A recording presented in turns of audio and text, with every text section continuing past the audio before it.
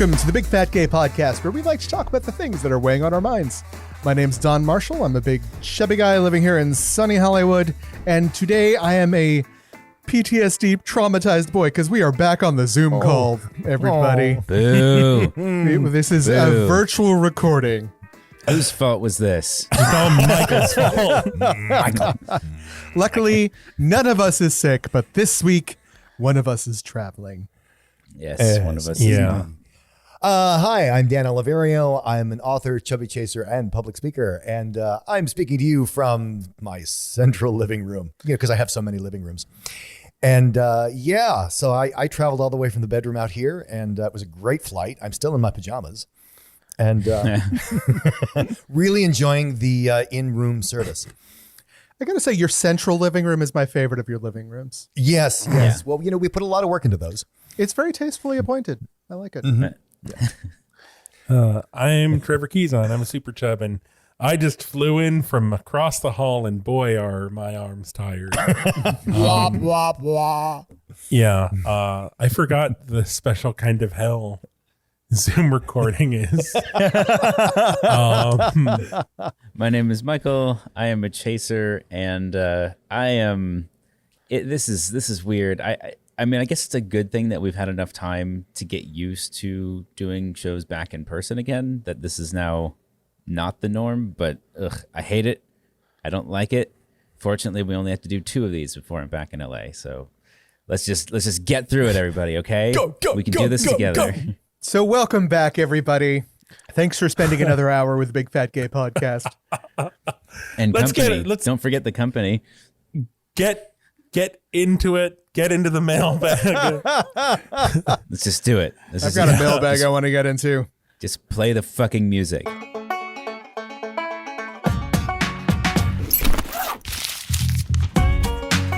So this mailbag comes from a devoted listener that we have. Thank you very much, Judd, for writing in. He responded to a few things that we said in the last episode, kind of in order. He was mentioning that in Las Vegas, where he lives, there is no facility in Las Vegas where he can go to get a CT or an MRI due to his size.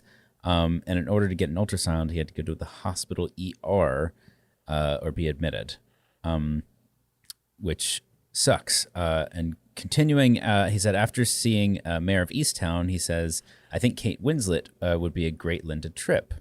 Or if you went a little older, Kathleen Turner or Sally Struthers would be really interesting choices. And then last on the list, in response to the bit from last week, he said, in the original book of Psycho by Robert Bloch, I was lucky enough to read a copy at my public library 30 years ago. Norman Bates was fat.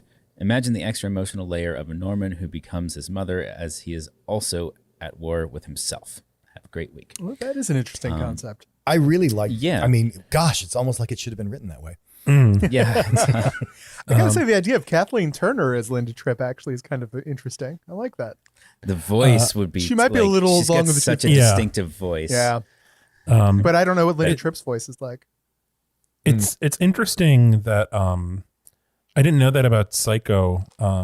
It made me think of how in the book of Carrie is fat, and also like has really bad acne and everything.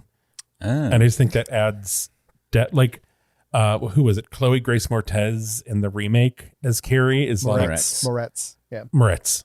I don't know. I thought that was a very weird choice. I mean, I kind of liked it. It was a Carrie movie. It's whatever, but I did not believe she's too pretty to believe that she's being bullied like that. So moving right along, Old Navy is redefining what plus size shopping looks like. This comes from Vogue. Basically, after I don't even know how long, a long time, Old Navy has opted to make every garment in the Old Navy women's section available online and in stores from sizes 0 to 28, with 30 being available online exclusively, in the same styles for the same price, completely integrated into existing women's section. There's no plus size section separate from the, accepted size women. It's just all women, and they go from 0 to 38. 0 to 28, with 30 being online. So this was, I saw this blowing up kind of in, I don't know, fat Twitter. But as we talked about last week with the fight for inclusivity, Sauce West was like, this is great. It's like, 98% there, but why is size 30 still only online? Yeah, I wondered about that. I wonder if they just did some hard math about like space, like inventory space. But I don't know. We have found time and time again, if you build it, if you make it available, people will buy it. There's no one that's like, I mean, I'd rather just get my clothes online instead of being able to go into the store. I guess what I mean is that the stores already exist, right? So like they have a set amount of space that they can like stock their whatevers. And I'm not saying this is the case, but you know, if you're adding new sizes, I don't know. I don't know if they did add new sizes or. My brain is in that dumb space today where when you ask why don't they stock the size 30s, my brain immediately went to this like scene of a size 30 dress stalking the store and like mauling sales associates. You're like, no, stalking, not stalking. We can't tame the size 30s. They took down another cashier just last week. Shoot her. So I had the same reaction, Trevor, like really, and just size 30 online. I thought maybe, but I also recognized the other thing I thought it was what Michael said was that, you know, there's a finite amount of space in a brick and mortar also, store. It's so close. You're so close. Yeah. It's but like, here's what I thought but here's my point. My point is that it would really take the curse off if they said, well, and size 30 through 38 is available online. Yes. So that if it's not just that one size that is, you know, being relegated, because if it's going to be online, you could actually make a whole nother 8 sizes. You know? Well, and I found this back in the time. We put in the little like the harp flashback sound here. When I wore 4X, I remember someone being like, "Oh, American Eagle has 4X," and going to American Eagle, and then like they have it, but only online. And it's just that one size online, and you can't try it on. Yes, and it would to me, it's like it makes sense. Like Dan said, if it's a broader range, but it's like it's one size, just wedge it in there. Just get rid of like 4 pairs of size small of whatever, you know, extra small. Yeah, a flouncy dress, so you can wedge in a couple of size 30. I also think that we need to appreciate what they did. They didn't just put it in the store. They did a whole bunch of things. So number one, they put it in the store. Number two, they didn't relegate it to the special, you know, Frico section called plus size. They actually it's on the rack with all the other sizes. So you just find your size on the rack, which means they also, as I think Michael or Trevor alluded to, they have the same styles, because so often you're like, oh wow, I really love that style. Trevor, we've gotten kind of this so many times. I love that style, and they're like, yeah, but that stops at 3X. If you want your size, you need to go over there to the tarps. So I'm wondering what was the origin of a plus size section? Somebody had to think about that. Like, so we don't want the fat people upsetting the thin people, so we're going to send them to the left rear corner of the store. Away from the windows. There's that haunted section of the store back there. Let's send them there. You actually had to come up with a specific idea to separate clothing, right? Just we're not going to keep all of our clothing in the same place. We're going to break it up for bigger people and everyone else. Like, I think, because you're absolutely right, Don. It's like it actually takes more effort to design that in the first place. And I'm not saying they did. I mean, we've sort of inherited that system, but it begs your question, where did that come from? And you know, the typical answer, which I think is very likely, is we don't want fat people taking up space in the normal people section. But I think, but I think there's also the idea that when a lot of mainstream realtors, like let's say JCPenney or whatever, when they decided to cater to their actual customer who is larger, they built it on the model of these customers are used to shopping at a freak store. They're used to going to the Forgotten Woman and I can't remember some of the other plus size stores, or they're used to going to a plus size store. So we're going to create a plus size section so they know they're home. Is Lane? Right. Yeah. Don or Dan might know this. Is Lane Bryant an actual person? Is there a Lane Bryant? Yeah. She's roommates with Betty Crocker. If you believe in her, Trevor, then she believes in. She exists in your soul. I feel like she's like a Just character don't actress, forget. like Cameron Manheim. I just picture like she was in that '90s thing. Yeah, it's a stage name. Yeah. I love it. Like she's a mythical creature that comes to large ladies' homes once a year. She sneaks in through the plumbing and leaves fresh paws at the front doorstep. So here's my favorite part about this Old Navy story. I think I'm just going to read the first few sentences of this paragraph. From the product development standpoint, Old Navy has redeveloped all of their existing plus-size grading with the use of 3D avatars made with 389 body scans of real women in partnership with the University of Oregon. This fit direction, Allison assures, the woman being interviewed, I think she's a rep from Old Navy, assures will be familiar to their existing customers. Their size should still be the same. However, the fit will just be better and, based on early feedback, more comfortable. So this is what sort of pushes me into the mindset of like they're not just making an effort or like doing a sort of like cosmetic like PR blitz to say like, hey, look how great we are. Like that's some R&D money right there. That's an actual project and initiative that took time and money and effort to try and make their clothes fit better. I'm sort of fixated on what Trevor said earlier. Like, why one size? Just one size. I think that this is a specific dig at Mary Lou Harris from Boise, Idaho, who pissed off the wrong manager. He's like, you know what? Fuck you, Mary Lou. You're never going to get to shop in my store. We're exiling your size. Your one size. Your one size. And we're going to know this because next week they're going to announce that sizes 32 and up will be available in their stores. And size 30 will still only be available online. Just you wait. Mary Lou, this is on you. You know what you did. It's getting. I feel like we're getting to the weird point of this. So let's move on. I was going to say, like, imagining a PR thing with Lane Bryant bursting through a big tarp about like some 80s music. Anyway, moving on. There's a new Melissa McCarthy movie coming out that I think looks amazing. Also, Chris O'Dowd is in it, who I love. Yes, he's awesome. Kevin Kline. Yes.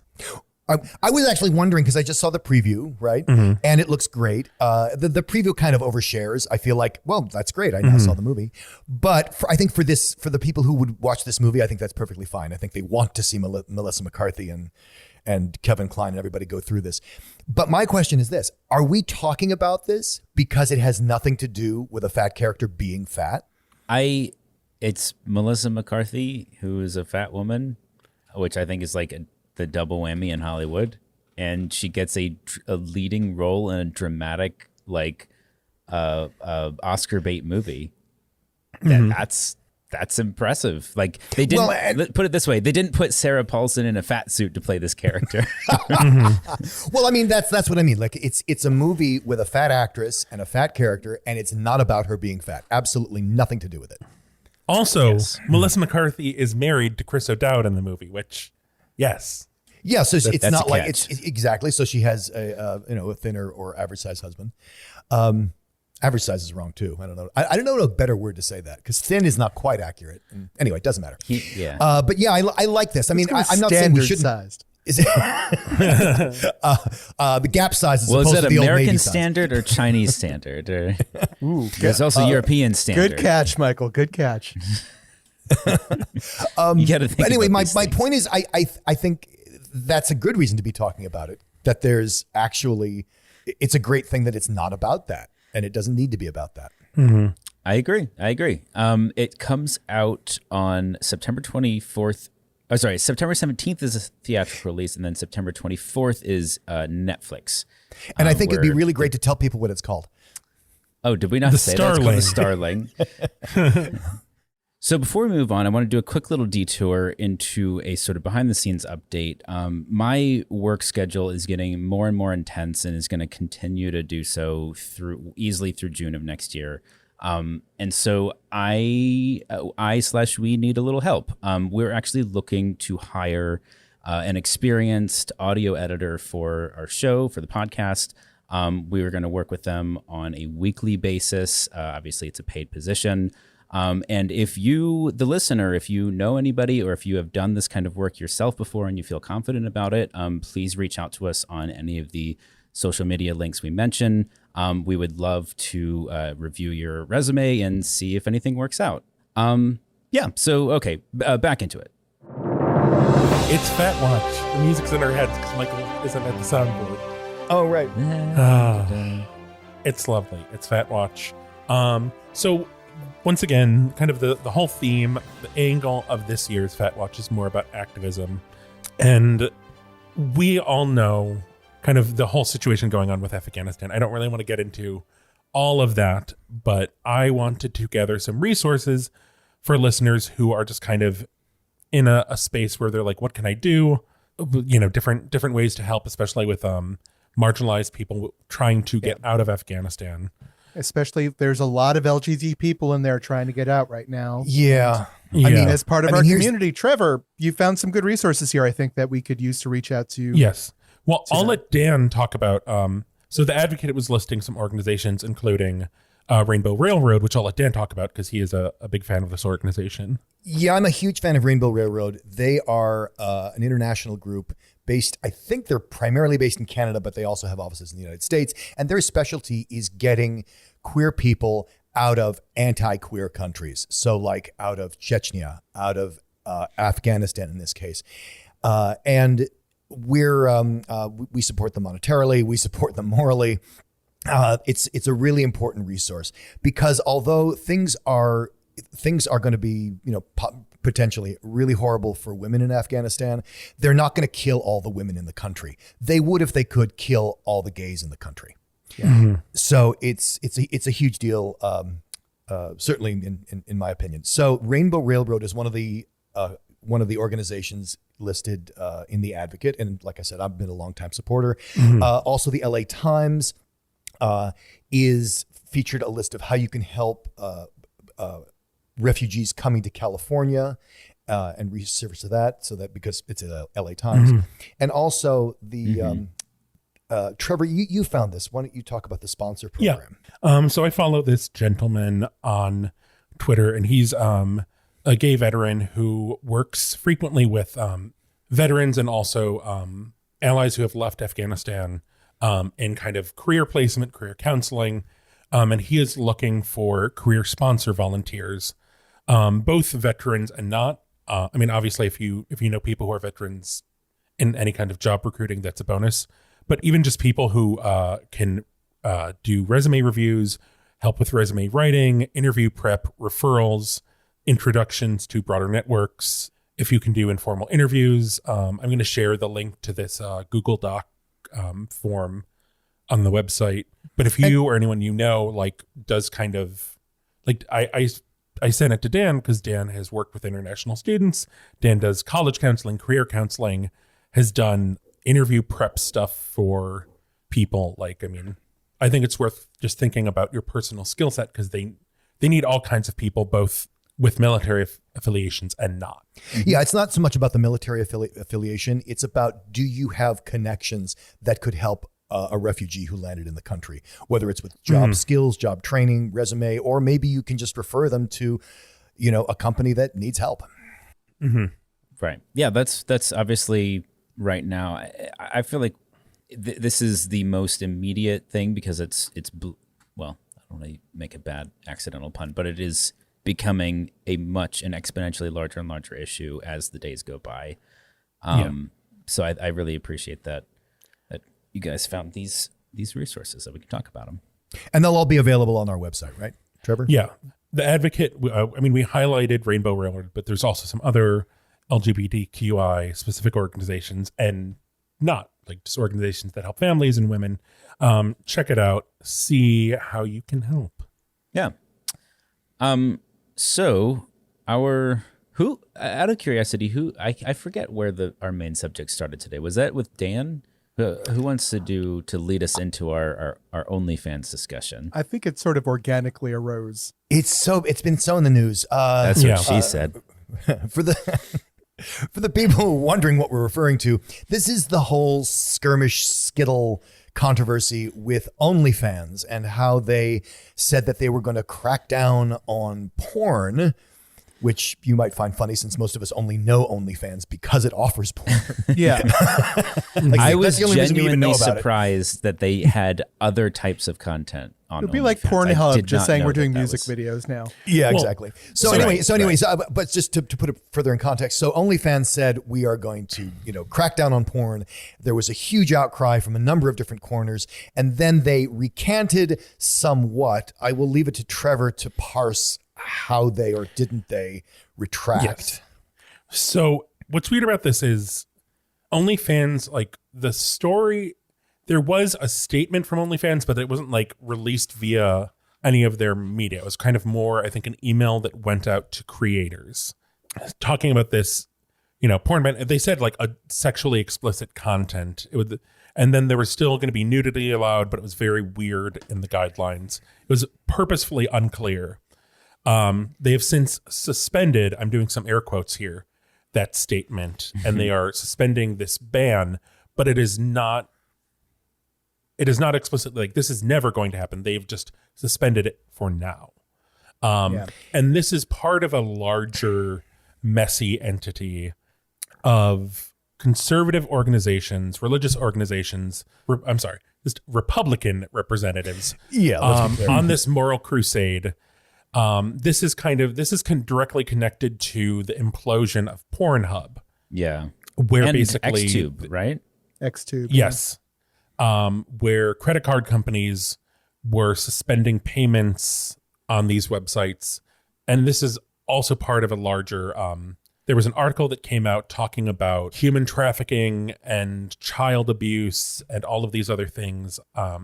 In regards to Pornhub, a CEO of MasterCard read this and then started contacting his other CEO buddies, and they suspended payments to Pornhub, which is why the implosion happened, because they purged all non-verified content. Right. And this obviously is like a huge deal because it has broader implications.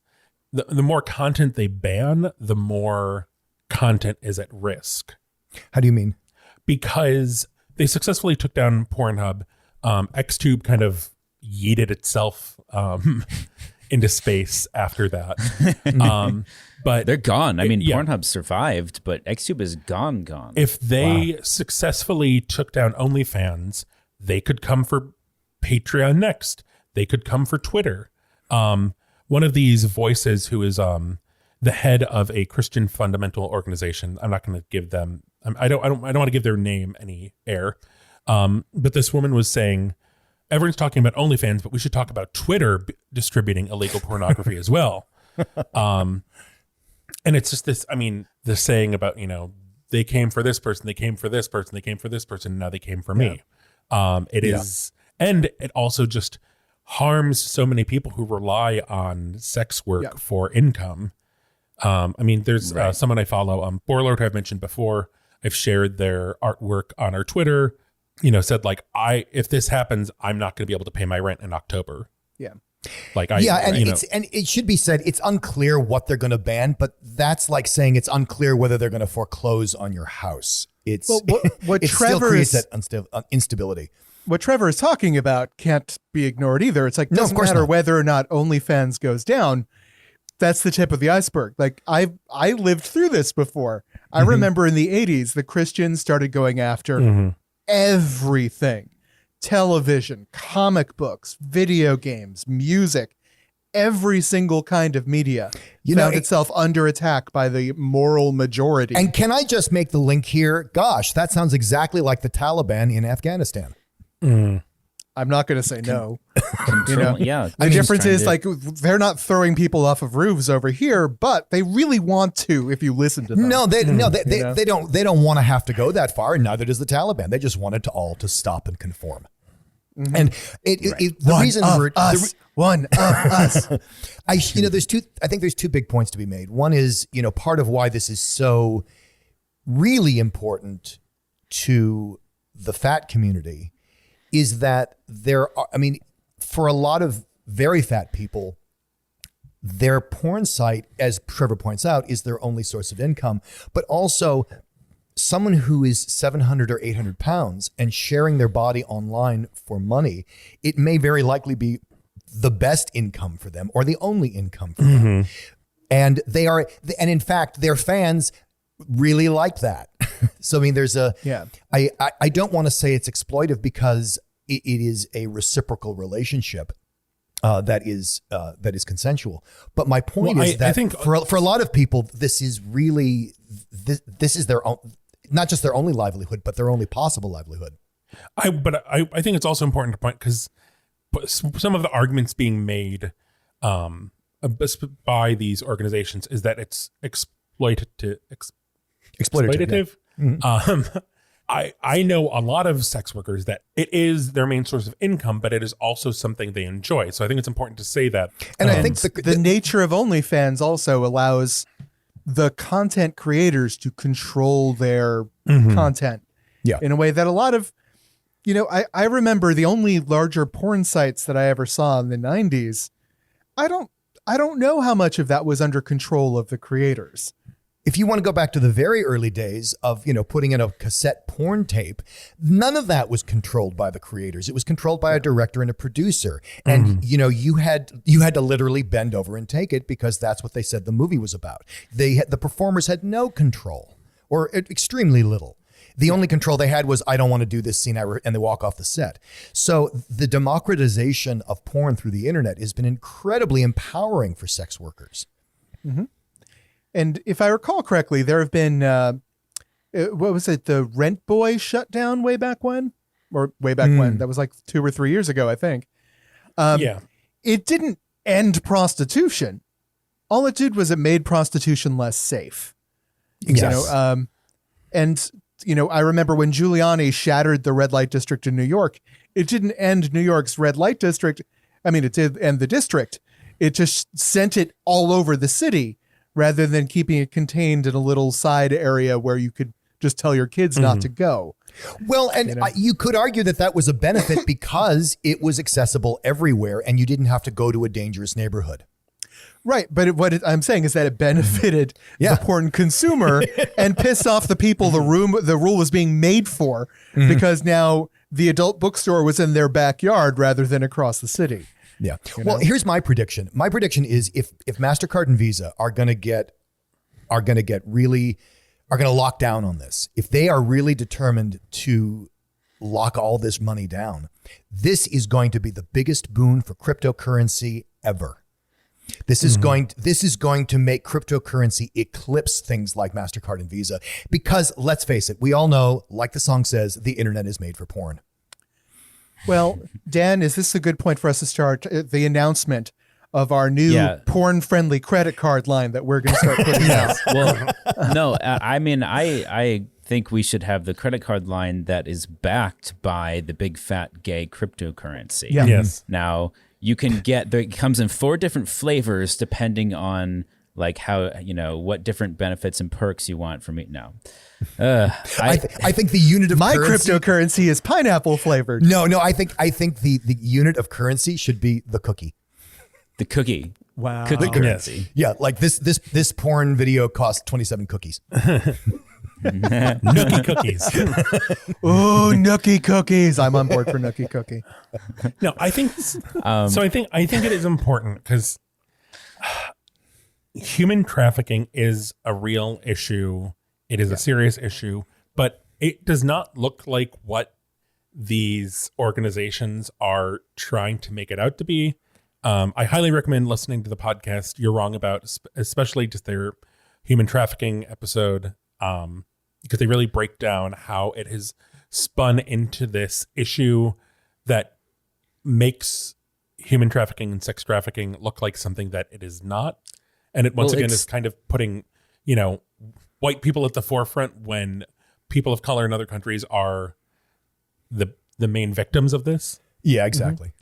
And it's I love this because it's the epitome of the like manipulative gaslighting argument where it's saying like, it's equating these two things, and to argue with it, it sounds like you're arguing that human trafficking is not as big a deal or it's not a bad thing, when what you're trying to say is that porn is not as big a deal or a bad thing. But when the other side is equating the two things, all they have to say is, oh, look at that monster. They don't think this human trafficking victim deserves their, protection. And then you're invalid. But that's not what we're talking about. We're trying to protect the people who are making a legal, valid living. But I mean, again, this is one of the things that turned me, like, I'm not against Christians.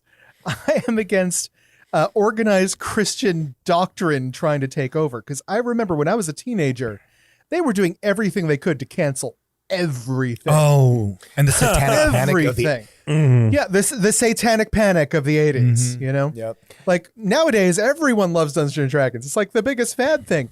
Back then, it was synonymous with Satanism and human sacrifice and all this ridiculous bullshit that the Christians didn't understand what they were talking about, as they so they didn't rarely want to. do. They didn't want to understand. They just wanted to make up shit so that they could stop people from doing things that they didn't like.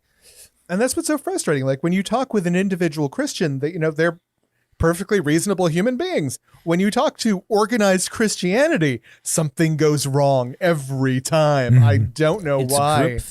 It's groupthink. The groupthink has never, it has never improved an individual's ability to analyze and assess.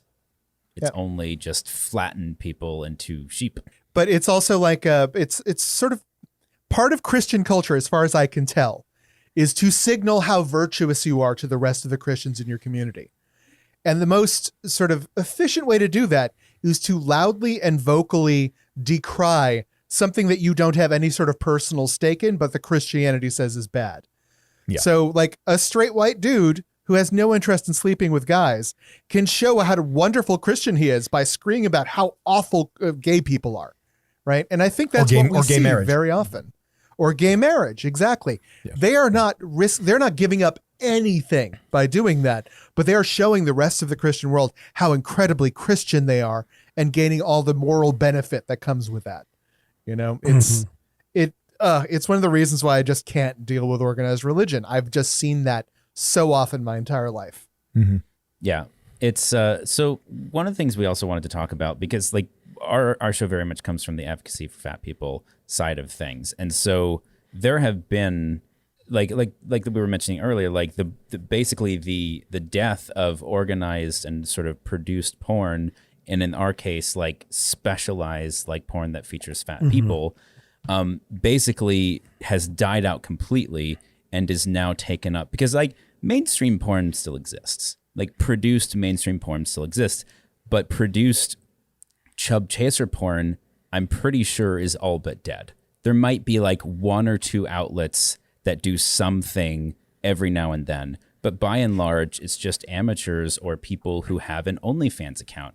And now if those people who have found their niche on a mainstream site, like OnlyFans is for everybody. Anybody can get an OnlyFans and do whatever you want on there. If those people are pushed out of the mainstream, where do they go next? And is it better to find a niche spot, do you go somewhere like Bigger City, where that's where you belong? Do you go somewhere, or do you go to Patreon or to Just for Fans, which I think is one of the other similar types of websites where it is generic and accepting of all kinds of people? What is the difference between staying in your niche versus staying mainstream where there's more access to customers? So what is your example of mainstream again? Well, like OnlyFans would have been mainstream. Like it's because anybody can go there. Patreon also similar. Twitter, Twitter is equal opportunity. I don't think there's as opposed to Dan. Think about back in the 90s or the early nils when the internet was new.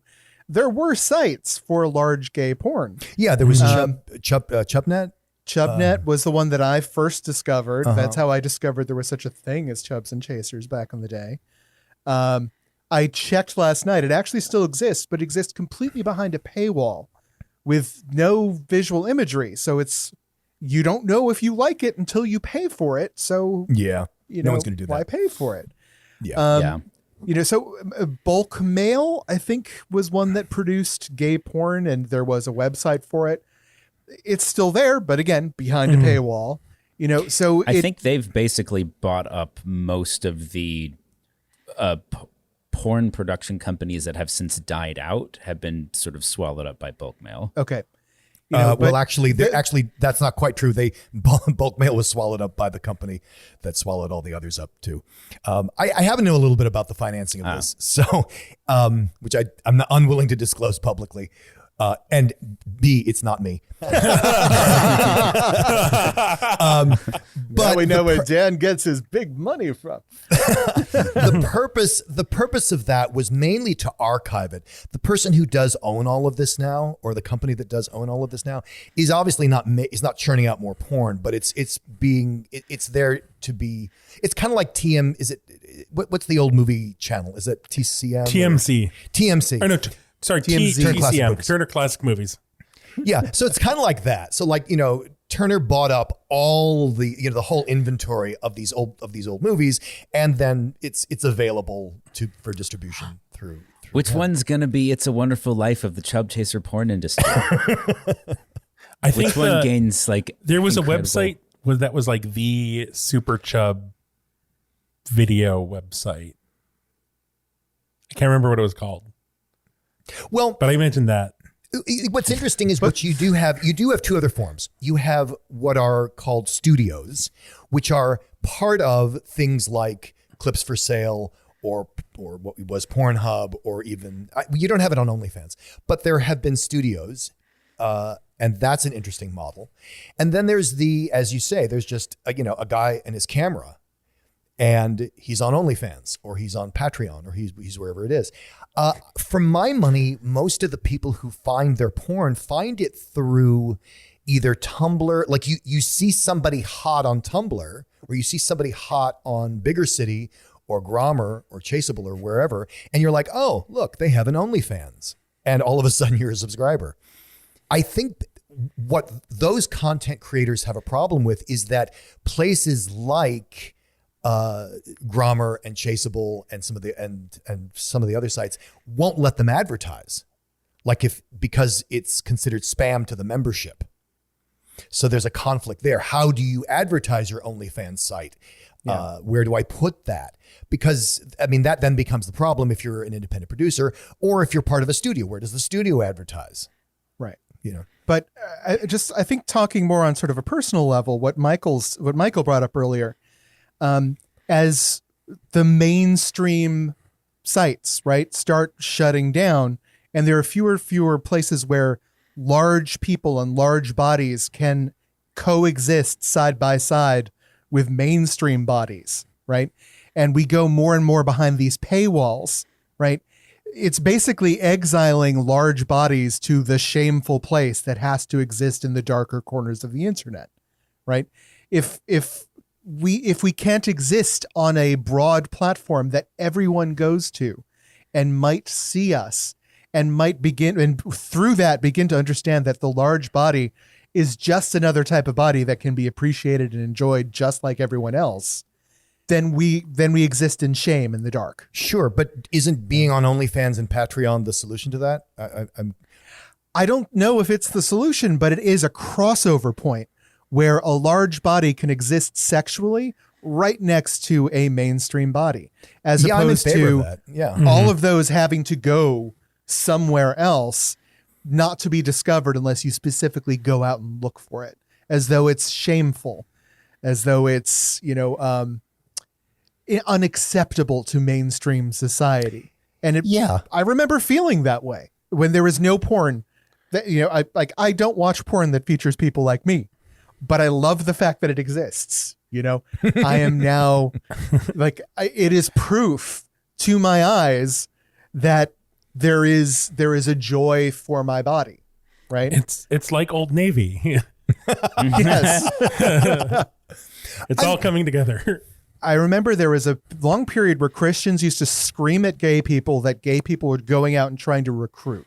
Right? That we're going out, we're trying to make their kids gay. And you could argue that it's kind of true, because we're just trying to show that gay people exist.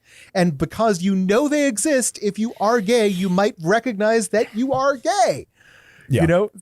if you call that recruiting, then fine. I just don't want yeah. people to languish forever, Yeah. not being able to enjoy their sexuality because they've never been able to try the food that was made for them. Right. Absolutely know? right. Yeah. So in the short term, I think my advice would be if you subscribe to an OnlyFans account or more, stay subscribed until the point that your person that you're following leaves, just to give them even just that one extra month of buffer time. Because more than likely they're going to have to like quit, find somewhere else to move to. They're going to lose a bunch of their subscribers because of that. And it's going to be a rough transition. I don't think anyone who values their safety and stability is going to stay on OnlyFans. So my 2 cents is there's going to be an exodus, and it's more about where they land. I'm not so sure there will be. I can see this going absolutely nowhere. I can see it that, we have a policy, so we can say we have a policy, but we're not going to shut down anything because it earns us money. I mean, I know that there's creators that have already left because they don't trust the damage has been done, and they don't trust the organization anymore. Yep, that's true. But I also and know we've seen this happen. We saw XTube got shut down. Yeah. XTube, this was the biggest place for amateur porn on the internet, and they are dead. They're gone. Yeah. And shocking. Pornhub got eviscerated. Like, I don't think anyone's going to sit around and wait just in case OnlyFans doesn't do the same. Like, if I were them, if I were they, I would leave. I would go find somewhere else and try and make it happen earlier to make it an organized switch. But that's just my 2 cents. Yeah, absolutely, you could be right. I also know that for a lot of kink porn, for kink, sucking and fucking is not primary. It may occur, but it's not really the point. If you're a gainer and encourager, for example, the fucking is probably not exactly why you're there. You're there for the fat. And there is a lot of kink porn that is not sexually explicit in the traditional sense. And I wonder, whether those content creators will say, because I've actually seen some posts on Tumblr by these creators saying that, no matter what happens with OnlyFans, it doesn't really affect my content because it doesn't affect my subscribers because it's not dependent on, let's say, anal penetration. What is interesting is that there's a whole controversy in moralization. Like if you look at certain laws about it's not whether the definition of whether it's sexually explicit is whether anybody is jerking off to it. And that would be a real blast of cold air. That would shut down everything. But see, that's the thing. Trying to define pornography is almost impossible because it gets down to you're either defining particular images, but that's too narrow. So you try to define the context, and then the context becomes, well, is somebody enjoying this in a way they shouldn't be enjoying it? And it just becomes it becomes unsustainable. And therefore the solution for a lot of, moralists is to just shut everything down, right? Well, to wrap this up, I just want to touch real quick on the sadness of should we lose OnlyFans right now, right? One of the great quotes about pornography is the difference between pornography and erotica is lighting, right? And after a year of living on Zoom, we have the best porn lighting now. We know how to light our porn now, all of us from home. So damn it, let's not have learned that skill for no reason, people. You are so right. So we do have a bit for today. So since we were talking about OnlyFans and self-produced porn, even the biggest stars in the world occasionally have had to do a little bit of porn to make ends meet. So I went through some old stories, and I found 3 mega stars who have done porn in the past. And let's explore who they are. And I should point out that all 3 of these, I picked specifically celebrities that have been open about their pornographic history. And I avoided anyone who did their best to try and sweep their pornography under the rug and didn't feel proud of it, or at least open to it. Mm-hmm. All right. So, ready?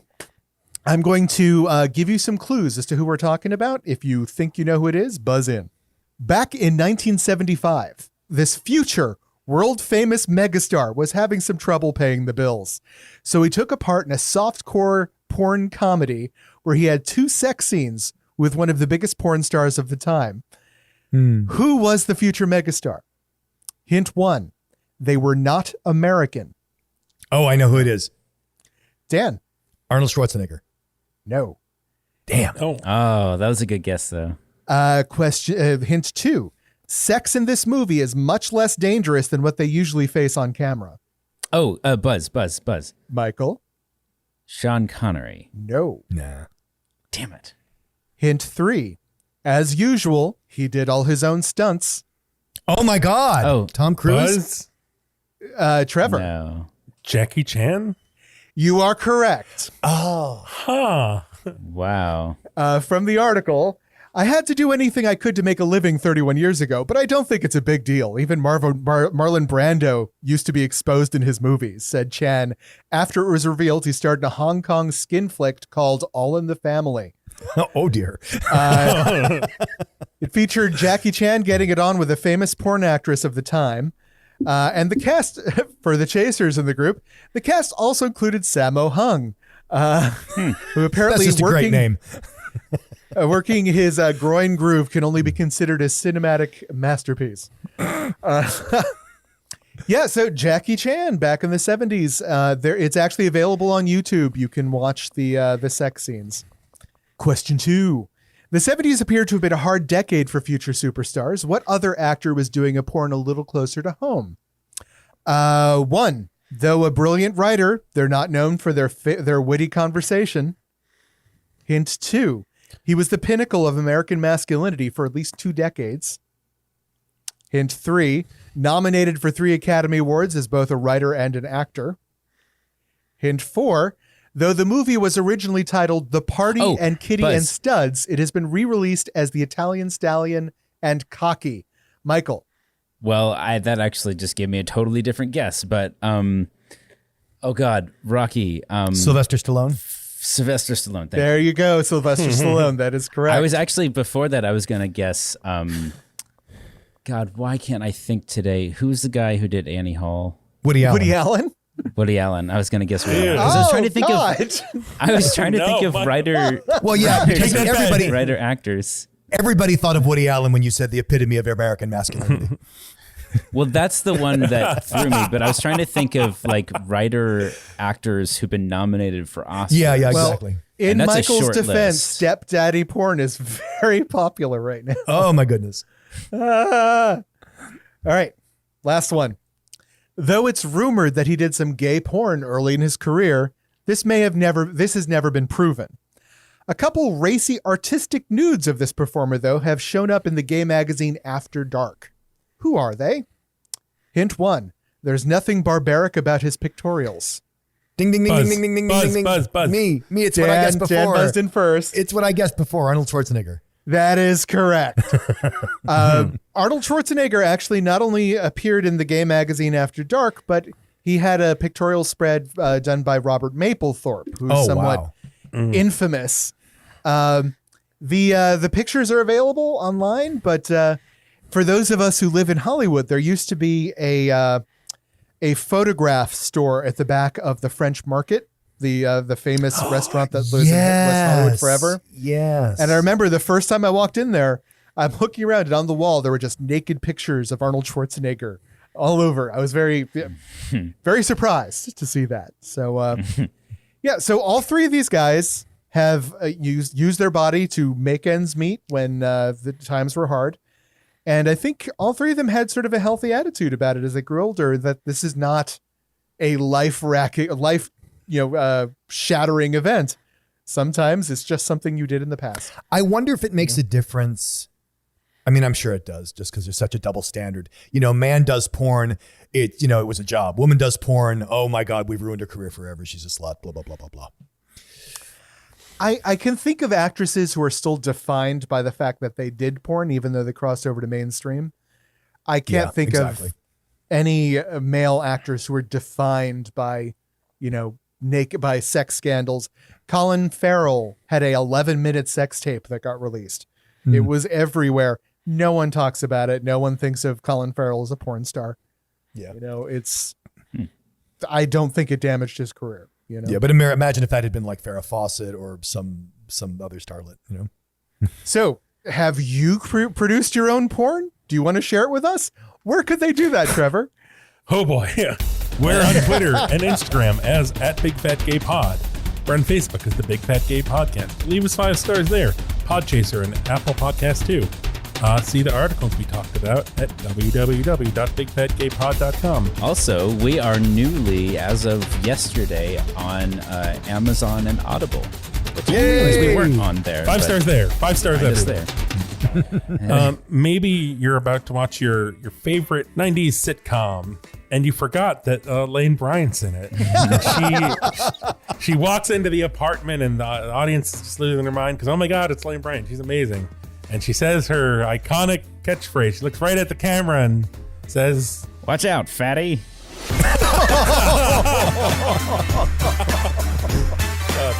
Is that because Lane Bryant is actually related to Jack LaLanne? oh boy, no. Just turn up the music, Michael. Turn it up.